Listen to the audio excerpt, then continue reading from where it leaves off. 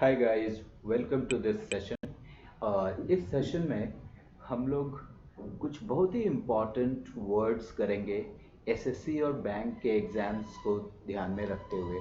और ये वर्ड सिर्फ एसएससी और बैंक्स के लिए ही नहीं है। जो लोग एनडीए की तैयारी कर रहे हैं, सीडीएस की तैयारी कर रहे हैं, उनके लिए भी ये वर्ड्स, मैं तो बोलूँगा कि ये वर्ड सारे ही एग्ज़ाम्स के लिए इम्पॉर्टेंट हैं। ओके। एक बात और बता देता हूँ कि ये जो वर्ड्स हैं ये लेवल 2 के वर्ड्स हैं। ओके। सो ये लेवल 1 के वर्ड्स नहीं हैं, ये लेवल 2 के वर्ड्स हैं। और काफ़ी मोस्ट प्रोबेबली, बहुत ज़्यादा प्रोबेबिलिटी है कि ये एग्जाम्स में पूछे जाएंगे ही, कई बार एग्जाम्स में पूछे गए हैं। ओके।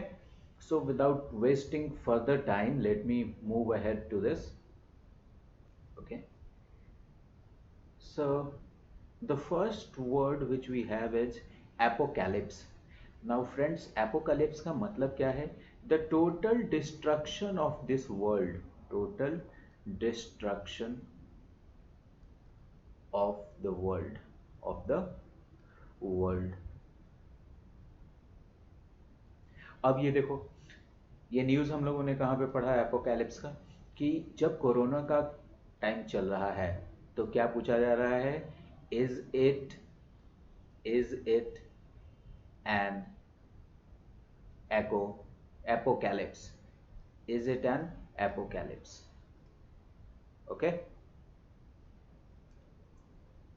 सो ये वर्ड है, काफ़ी सारी मूवीज़ में इस्तेमाल किया गया है, काफ़ी सारे नॉवेल्स में इस्तेमाल किया गया है एपोकैलिप्स। इसके ऊपर काफ़ी सारी मूवीज़ बनी भी हैं। जो दूसरा वर्ड है वो है हमारा एक्सपेडिशन।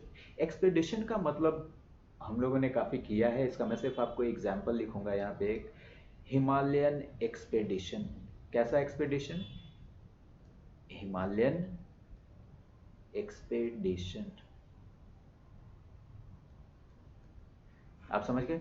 जब भी कोई आप इंपॉर्टेंट जर्नी करते हैं कुछ पाने के लिए, कुछ हासिल करने के लिए, तो वो आपका एक्सपेडिशन कहा जाएगा, जिसमें एडवेंचर हो, जर्नी बड़ा हो। Suppose that you are going to Delhi on a train, ठीक है, बाय अ ट्रेन, तो वो आपका एक जर्नी है। Suppose that you are going by cycle, तो वो आपका क्या हो जाएगा? एक्सपेडिशन हो जाएगा। तो हिमालयन एक्सपेडिशन, इस तरीके की चीज़ हम याद रखेंगे। और देखो, कैथेड्रल क्या है? कैथेड्रल कुछ नहीं है, चर्च है।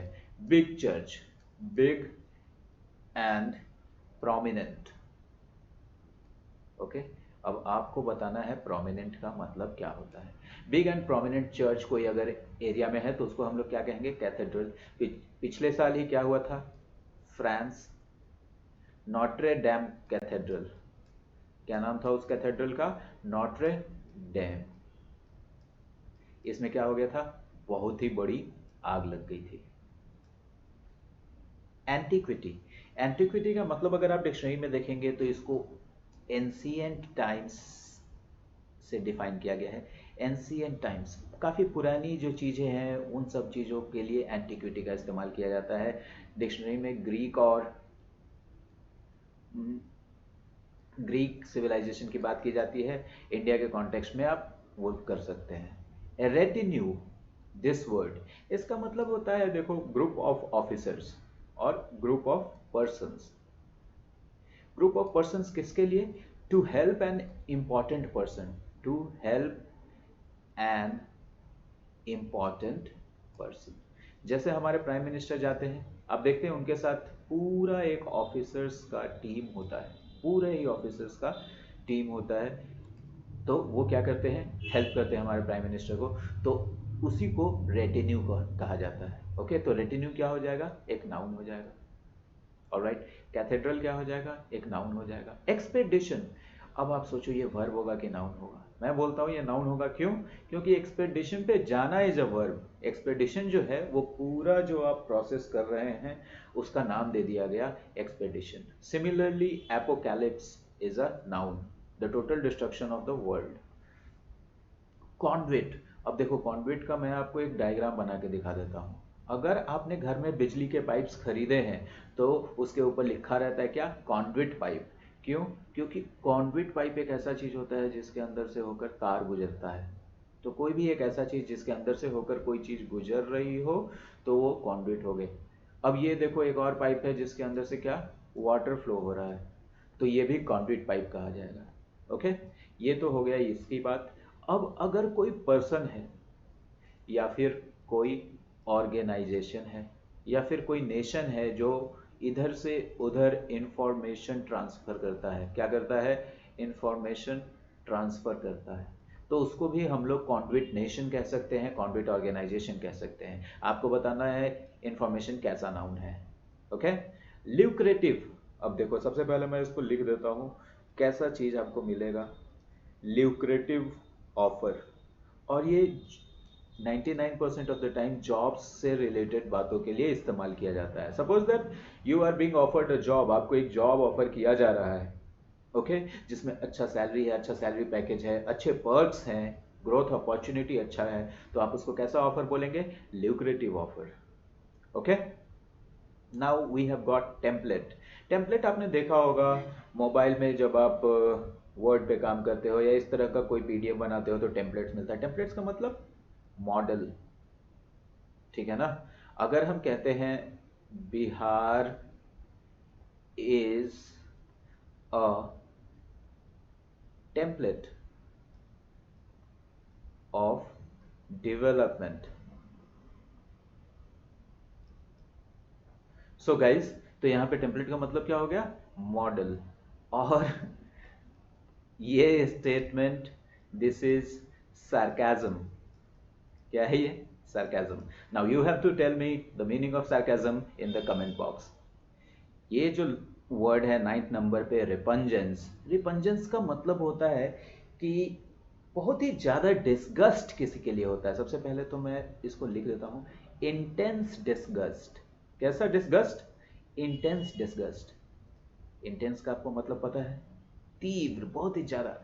तो डिस्गस्ट का मतलब ये सिनोनिम है हेट का, मैंने आपको बताया है क्लास में, तो आप एक बार फिर से इसको डिक्शनरी में देख सकते हैं। तो रिपंजेंस, इंटेंस डिस्गस्ट अबाउट समथिंग। अब देखो इसको समझना कैसे है।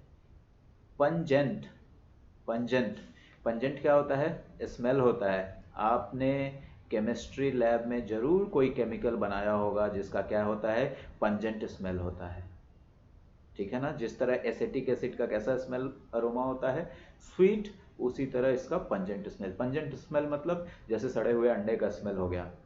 ओके। तो उससे आपको अंदाजा लगाना है कि कितना डिस्गस्ट, इतना ज़्यादा डिस्गस्ट। ओके। सो ये वर्ड्स तो हमने देखे, और भी कुछ वर्ड्स मैं आपको दिखाता हूँ अभी नीचे, उसको हम लोग डिस्कस करेंगे। ऑलराइट। सो अभी जो ये वर्ड है हमारा, ये क्या है? क्वाल्म। अब देखो क्वाल्म का मतलब होता है, समझ लो, डाउट। जैसे आई हैड नो क्वाल्म्स अबाउट, इसके साथ हमेशा कौन सा प्रीपोजिशन लगता है? अबाउट। पता नहीं ये प्रीपोजिशन है भी कि नहीं। I had no qualms about leaving my job, leaving my job. Okay. Handwriting थोड़ी इधर उधर हो सकती है, लेकिन आप अगर ऑडियो ठीक है तो आप इसको फेयर भी कर सकते हैं। ओके। तो अगर किसी चीज के बारे में मन में आपको डाउट हो रहा है तो आपको क्वाम्स हो रहा है। ओके। ग्रेस, मैंने कई बार बताया है कि ग्रेस आपके बॉडी पोस्चर से, आपके किस चीज से, बॉडी लैंग्वेज का चीज है ये, body language. Your physical behaviour, आपका फिजिकल बिहेवियर कैसा है? फिजिकल बिहेवियर, ठीक है। कुछ लोगों को देखते हैं आप कैसे कूल एंड कंपोज्ड होते हैं, कूल, कंपोज्ड और कॉन्फिडेंट। जब वो चलते हैं तो एक वो चीज होता है, उसी को हम लोग बोलते हैं ग्रेस, ठीक है ना। The beautiful lady had a lot of grace with her, ठीक है। या she handled her self with a lot of grace. मैं एग्जाम्पल फिर से आपको लिख देता हूं, she handled her self with a lot of grace। आपके अदा की बात होती है ये। एलिगेंस, एलिगेंस भी बिल्कुल वही चीज है, बिल्कुल ग्रेस की तरह। जब आपके बॉडी लैंग्वेज में बात करने में एक खास तरह की अच्छी चीज होगी तो उसको हम लोग बोलते हैं एलिगेंस। Okay, sophistication. अब देखो, आपको इसका मैं एग्जाम्पल कैसा दूं। मैं एक बहुत ही वियर्ड सा एग्जाम्पल देता हूं आपको, जो इस सिचुएशन में देना नहीं चाहिए। आपने कंट्री मेड पिस्टल देखा है, जिसको हम लोग क्या बोलते हैं, कट्टा बोलते हैं। Country made pistol.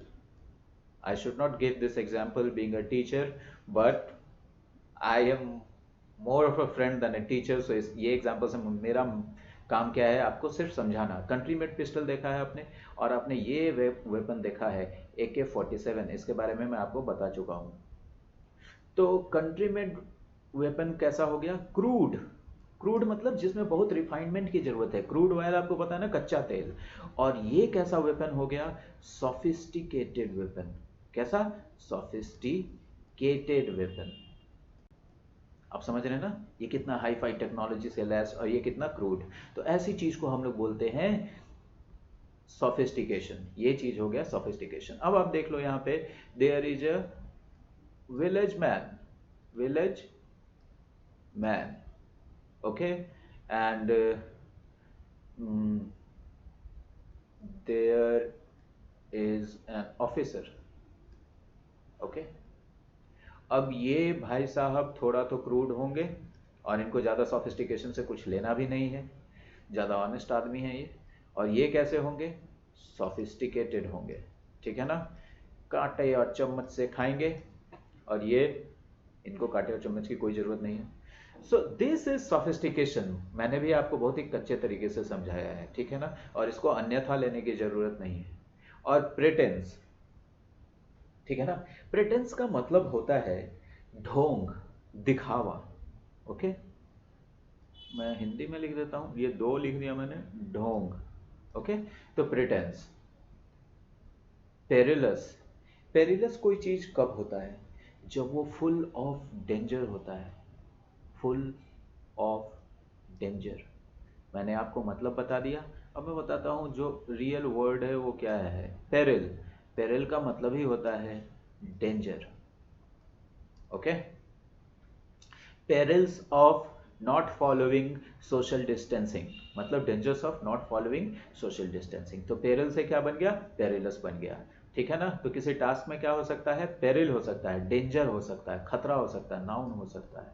और वो टास्क कैसा हो सकता है, वो टास्क पेरिलुअस हो सकता है, मतलब ये एडजेक्टिव बन गया। Got it. एक्सक्विजिट, एक्सक्विजिट का मतलब होता है कोई चीज जो बहुत ही ब्यूटीफुल हो और बहुत ही प्लेजेंट हो।